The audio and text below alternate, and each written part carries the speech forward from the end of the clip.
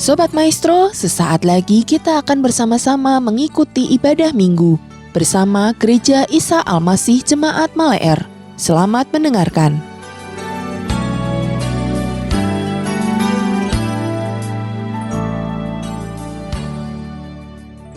Shalom Bapak Ibu Saudara-saudara yang dikasihi Tuhan. Pada siang hari ini mari kita mau bersama-sama kembali merenungkan firman Tuhan.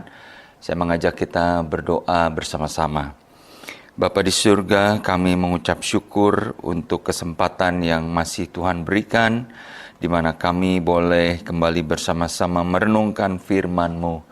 Tuhan, Engkau yang akan memberkati perenungan firman ini, pemberitaan firman ini, bagi setiap sidang jemaat-Mu, dimanapun mereka berada, sehingga kami yang mendengarkan firman ini boleh menangkap apa yang menjadi isi hati Tuhan bagi setiap kami di tengah-tengah masa-masa sulit, di tengah-tengah keadaan yang tidak menentu ini. Kami mau belajar seperti apa Bapa yang kami sembah di dalam nama Tuhan Yesus. Terima kasih Bapa di surga, kami menyerahkan waktu ini hanya di dalam nama Tuhan Yesus, Tuhan dan Juru Selamat kami yang hidup. Amin. Ya, Bapak Ibu Saudara-saudara, sepanjang bulan ini kita berbicara tentang bagaimana kita menyikapi hidup di tengah krisis. Dan di minggu yang terakhir ini kita akan berbicara tentang melalui krisis, melalui pergumulan hidup, kita dapat lebih lagi mengenal Tuhan. Kita akan membaca bagian firman Tuhan yang menjadi dasar perenungan kita, terdapat di dalam Ayub pasal yang ke-42 ayat yang ke-5. Dikatakan, hanya dari kata orang saja aku mendengar tentang engkau, tetapi sekarang mataku sendiri memandang engkau. Bapak Ibu Saudara-saudara yang dikasihi Tuhan, minggu-minggu ini bagi anak-anak sekolah mungkin sebagian sedang menjalani atau baru akan memulai masa PTS, penilaian tengah semester. Nah, apa tujuan dari ujian atau penilaian tersebut? Saya percaya setiap ujian yang kita harus jalani itu bertujuan untuk mengetahui sejauh mana pemahaman kita akan mata pelajaran tersebut, bukan? Nah, Bapak Ibu, demikian juga seringkali yang terjadi di dalam realita kehidupan kita. Dari sudut pandang Tuhan, dari sudut pandang orang lain, bahkan dari diri kita sendiri, realita kehidupan akan membawa kita untuk menilai secara objektif. Apakah kita selama ini sudah mengenal dan memahami Tuhan atau belum?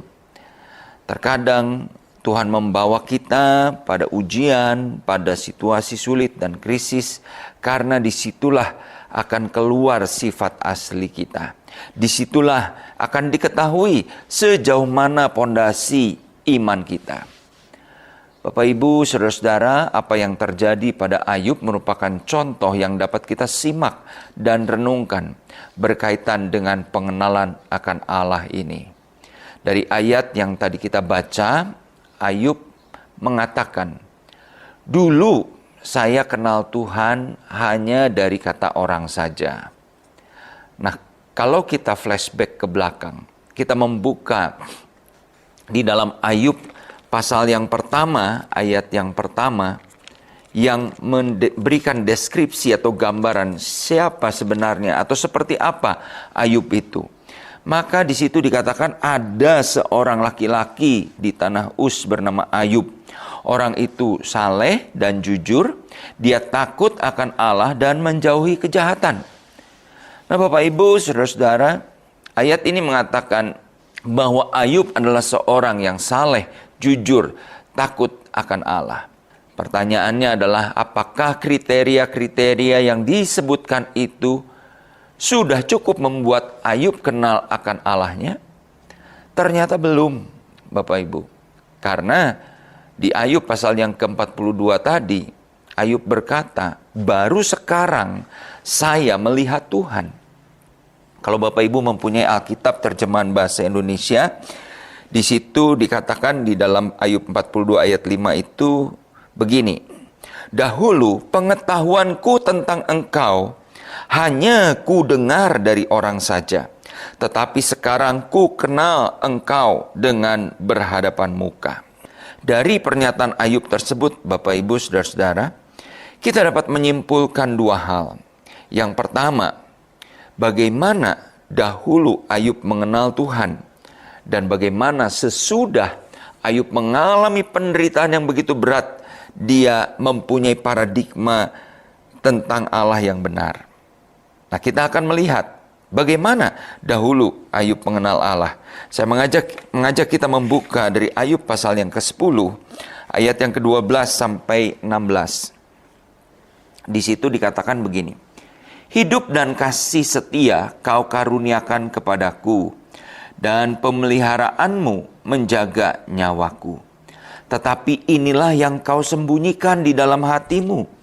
Aku tahu bahwa inilah maksudmu.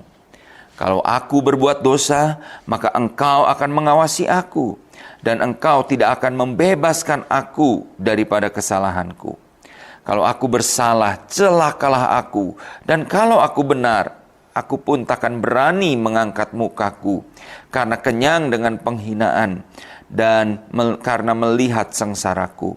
Kalau aku mengangkat kepalaku, maka seperti singa engkau akan memburu aku, dan menunjukkan kembali kuasamu yang ajaib kepadaku. Bapak Ibu Saudara-saudara, dari ayat-ayat ini kita dapat melihat bagaimana pemahaman Ayub sebelum dia menghadapi, menyelesaikan krisis, kesulitan, penderitaan yang begitu berat dalam hidupnya. Ayub memandang Allah itu sebagai pendakwa. Ayub memandang Tuhan itu seperti pribadi yang diam-diam mengawasi manusia, dan kalau mereka berbuat salah, nah, langsung dicatat kesalahannya, bahkan langsung diganjar oleh hukuman. Saya masih ingat Bapak Ibu dulu, zaman saya sekolah, kuliah, ya sekarang sudah tidak boleh lagi. Tetapi pada masa-masa itu, sebelum kita masuk kuliah atau masuk ke jenjang sekolah yang baru, ada yang dinamakan ospek, ya, orientasi pengenalan kampus atau orientasi pengenalan sekolah, di mana pada saat itu para senior, istilahnya ya, orang-orang yang sudah lebih dulu masuk ke kampus atau ke sekolah itu, mereka ada yang membentak-bentak di depan kita, memarahi kita, tetapi ada juga senior-senior yang tidak kelihatan, ya, tidak tampil di depan. Tetapi mereka itu dari belakang, dari samping ruangan di mana kita dikumpulkan, mereka memperhatikan setiap tingkah langkah kita. Mereka memperhatikan tindak tanduk kita. Dan kemudian pada saat kita melakukan kesalahan, mereka mencatat dan melaporkan itu. Ya, misalnya pada saat guru mengadakan ceramah, kita tahu bahwa seharian ospek itu dilakukan. Tentu ya, orang ada lelahnya, ada capeknya. Dan ketika masa mendengarkan ceramah itu mungkin kesempatan untuk melepas lelah barang sejenak, ya. Tertidur dalam sejenak. Tetapi pada saat itu mereka mencatat ya kesalahan kita itu. Dan kemudian di akhir sesi atau di akhir ceramah itu, wah, kemudian dipanggillah orang-orang yang tadi kedapatan atau kelihatan tertidur. Nah, Bapak Ibu, Saudara-saudara, dalam konteks Ayub, kita melihat ya, Ayub punya gambaran Allah itu seperti itu. Ayub berkata tadi, ya memang Tuhan itu baik, Tuhan memberikan hidup, Tuhan menunjukkan kasih setianya, pemeliharaannya kepadaku, kata Ayub.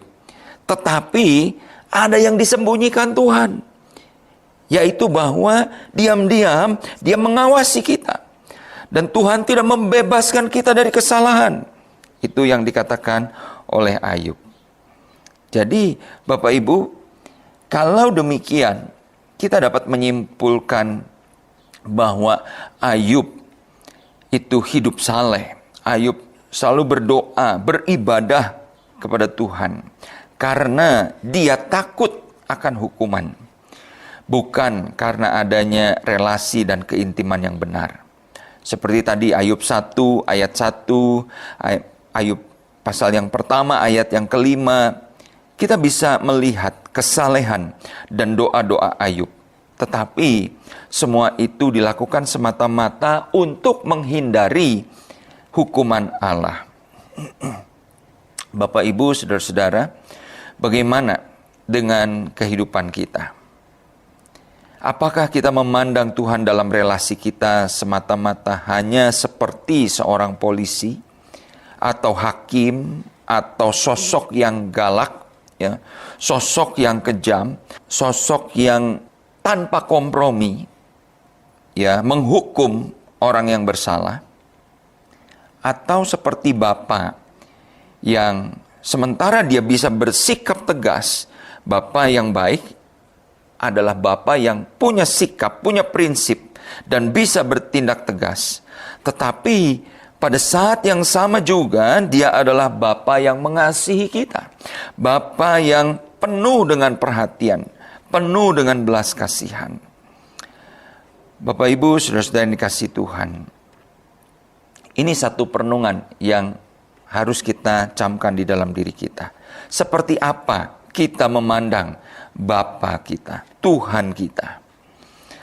Nah, pada akhirnya setelah melewati pergumulan yang berat, Ayub ini di pasal 38 sampai 42. Di situ Tuhan berdialog dengan Ayub.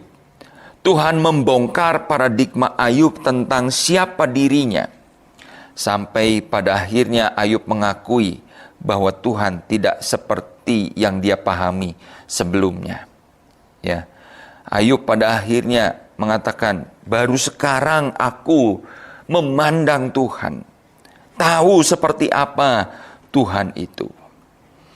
Apa pesan yang kita ambil dari poin yang pertama ini? Masalah atau krisis dapat membuat mata kita melihat dan memahami Tuhan. Bukan hanya sekedar teori, bukan hanya sekedar pengetahuan intelektual kita. Mungkin Bapak, Ibu, saudara-saudara pernah mendengar istilah-istilah ini. Yehovah Jireh, yaitu bahasa Ibrani yang berarti Allah yang melihat dan menyediakan. Bapak, Ibu, kita tidak akan pernah mengalami yang namanya Allah itu sebagai Yehovah Jireh kalau kita tidak pernah mengalami masa-masa di mana kita kekurangan segala-galanya. Kita tidak tahu harus bagaimana menghadapi kehidupan ini karena kita tidak memiliki apa-apa. Tetapi pada saat itu Tuhan menyatakan kuasanya, memberikan apa yang kita butuhkan. Sama seperti Abraham, ya, ketika dia tidak jadi mempersembahkan anaknya Ishak karena Tuhan melarangnya. Dia melihat ada domba pengganti yang disediakan Allah. Bapak, Ibu, itulah Allah kita, Yehovah Jireh. Kita mungkin pernah mendengar istilah Yehovah Rafa, Allah penyembuhku. Dan Bapak, Ibu, tentu kita tidak akan pernah mengalami bahwa benar Tuhan itu Allah sang penyembuh, tabib di atas segala tabib, dokter di atas segala dokter. Kalau kita tidak pernah mengalami keadaan sakit yang parah. Kita juga tidak akan pernah mengalami bahwa Dia itu adalah Allah El Shaddai, Allah yang Maha Kuasa. Kalau kita tidak pernah ada dalam situasi yang demikian mencekam, demikian menakutkan, dan tidak ada seorang pun yang dapat kita andalkan, tetapi Tuhan menyatakan kuasanya, menolong kita, melepaskan kita, meluputkan kita dari hal-hal yang buruk. Baru di situ kita mengalami bahwa Allah kita, Allah El Shaddai. Bapak, Ibu, saudara-saudara, mari kita boleh memiliki pemahaman ini. Ya, kita dapat mengalami kepenuhan Allah di dalam hidup ini bukan sekedar hanya kata orang, bukan sekedar hanya teori. Ketika kita menghadapi masalah dan krisis. Oleh karena itu, kalau Bapak Ibu Saudara-saudara hari-hari ini sedang menghadapi situasi yang sulit, biarlah ini menjadi kesempatan bagi Bapak Ibu Saudara-saudara untuk lebih mengenal seperti apa Tuhan yang kita sembah tersebut. Hal yang kedua yang kita dapat belajar dari ungkapan Ayub tadi, di dalam Ayub 42 ayat yang kelima. Ketika Ayub berkata, hanya dari kata orang saja aku mendengar tentang engkau. Itu menyiratkan bahwa selama ini Ayub tidak memiliki relasi langsung dengan Tuhan. Ada perantara, ada mediator antara Tuhan dengan dia. Sehingga Ayub tadi berkata, dari kata orang, saya mendengar tentang engkau. Bapak Ibu Saudara-saudara, di dalam kehidupan kita sebagai orang-orang percaya, seringkali hal ini juga terjadi. Perantara itu bisa pendeta kita, bisa pasangan kita, bisa orang tua kita, bisa guru atau pembimbing kita. Dalam artian apa? Kita mendengar tentang Tuhan, kita tahu tentang Tuhan hanya dari apa yang mereka sampaikan, orang-orang tadi. Ya, hanya dari nasihat mereka kita mendengar tentang Tuhan. Tentu tidak salah kita mendapatkan nasihat, kita mendengarkan khotbah, kita dibimbing secara rohani oleh seseorang. Tetapi seperti di pasal 38-42 dari Ayub ini, di dalam pergumulan Ayub yang berat tersebut, akhirnya Ayub dapat berdialog dengan Tuhan secara pribadi. Tidak ada lagi mediator, tidak ada lagi pengantara. Sehingga saat itu, saat dia bertemu dengan Tuhan, Ayub berkata, saat ini mataku sendiri memandang Tuhan.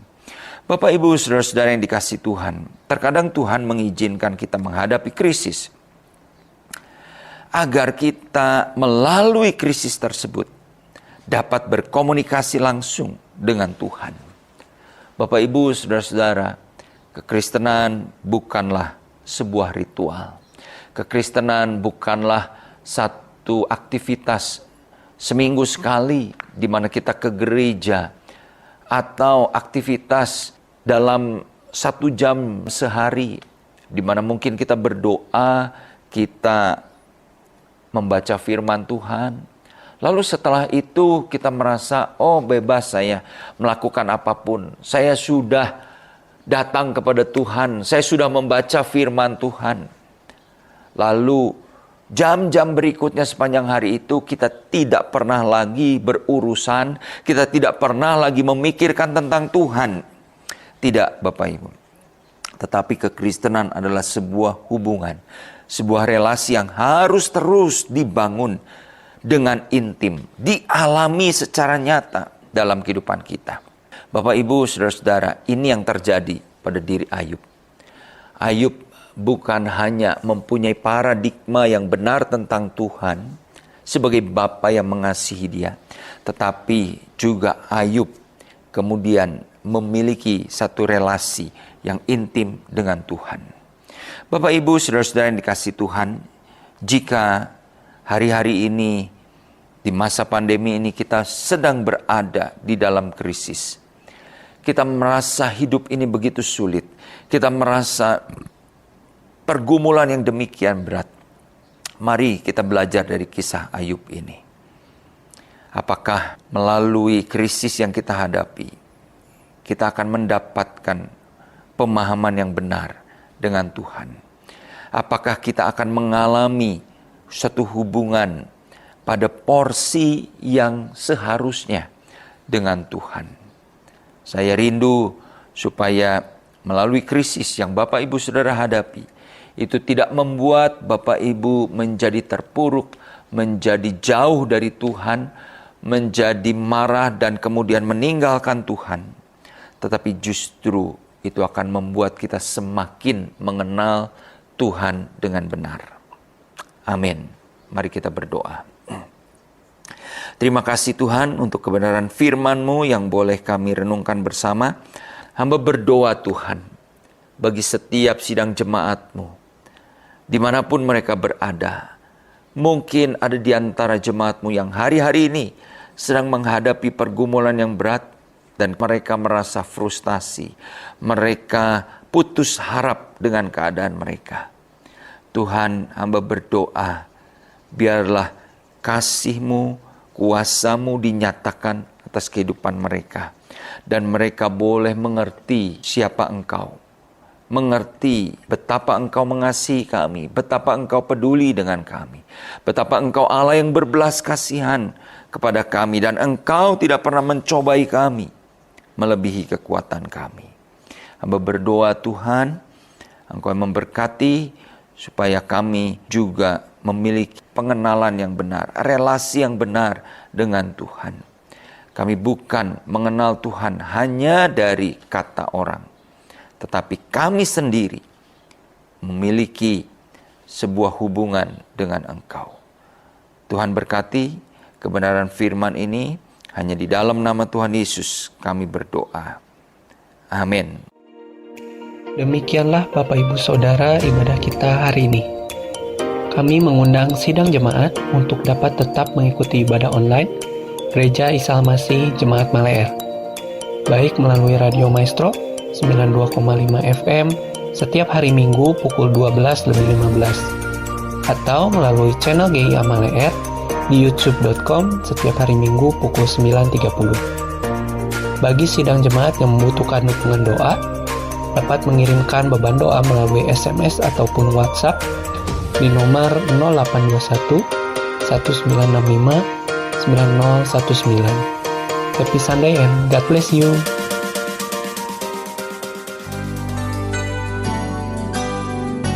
Sobat Maestro, Anda baru saja mendengarkan ibadah minggu bersama Gereja Isa Almasih Jemaat Maleer.